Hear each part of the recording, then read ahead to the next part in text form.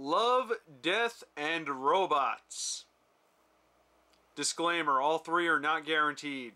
So Love, Death, and Robots is an animated science fiction anthology series on Netflix that features short films from various places. And fun fact, this was originally supposed to be a reboot of the film Heavy Metal, which was another animated science fiction anthology. Apparently David Fincher and Tim Miller have been trying to reboot Heavy Metal for a really long time now, but stuff kept happening. There was like rights issues, and then they tried bringing in a whole bunch of directors, including Guillermo del Toro, Zack Snyder, and James Cameron, and then the project kept getting dropped by the various studios they were going to, and then eventually Robert Rodriguez bought the rights to reboot it, which he's going to turn into a TV series, I think, but we're not really sure when that's going to happen, if it's going to happen at all, and just reading up on this whole thing, it's just a giant mess. So I guess at some point they just said, screw it, we're going to make our own Heavy Metal with robots and hookers. That's not even a joke, there are hookers in this. So yeah, they basically repackaged the Heavy Metal reboot into this show, and you can kind of tell because I feel like a lot of the stories they told here would fit well with Heavy Metal.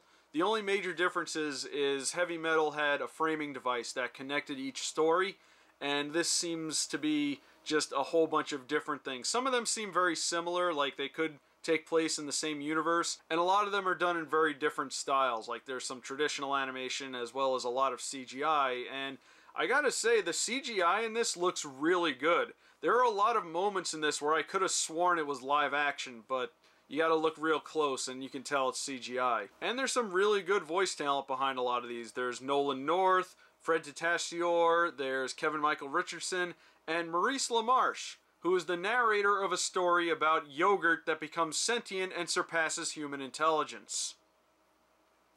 Hey, you ever notice Maurice LaMarche is always reading some of the weirdest stuff? I mean, he's been in The Real Ghostbusters, Animaniacs, Futurama, and now this. Well, he's really good at it, at least. Some of these were really funny. The second story, the one about the three robots, was really good. It had a very absurd and hilarious twist ending.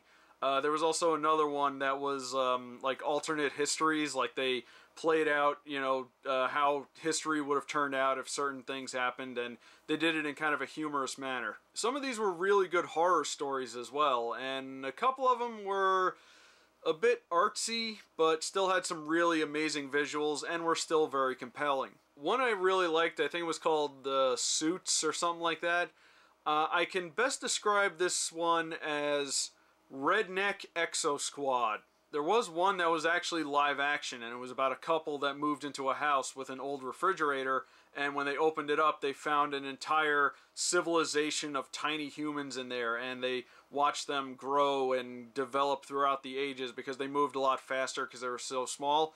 And that one really feels like it came out of an episode of The Twilight Zone, or maybe even Amazing Stories, if anybody remembers that show. There was another one, I think it was called like Lend a Hand or something like that. In this one, there's a scene where the main character has to do something to herself that causes her to scream out in pain, and I gotta give major respect to the voice actress for this one, because when she did that thing that caused her to scream out in pain, I felt it. I felt all of it. And yes, I should mention that this is an adult show, so you can expect a lot of violence, a lot of sex, a lot of boobage, and a lot of dingus. In fact, I think there was about as much dingus as there was boobage. I suppose that's the trade-off. I think I only really have two gripes with this series. The first one was the first story they showed.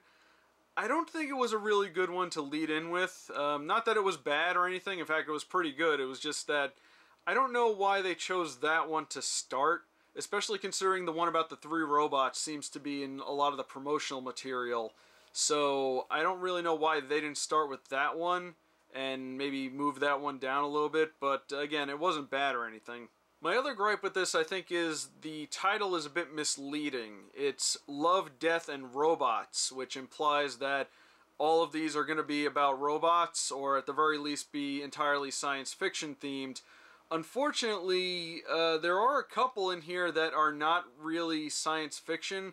Like I said before, there was some that were horror based, and there was one about a group of people who dug up the corpse of Dracula, who came to life and was hunting them through these underground tunnels, and it was really good. It was just, that's more horror than science fiction, and the title implies science fiction. I guess going into this I was kind of expecting something along the lines of that old anime anthology, Robot Carnival, where all the animated shorts were based around robots. So I really didn't expect that, but ultimately it's not that big a deal because I really liked this. All the animated shorts were good, some were better than others, sure. A lot of these even had some decent world building and pretty good characterization too.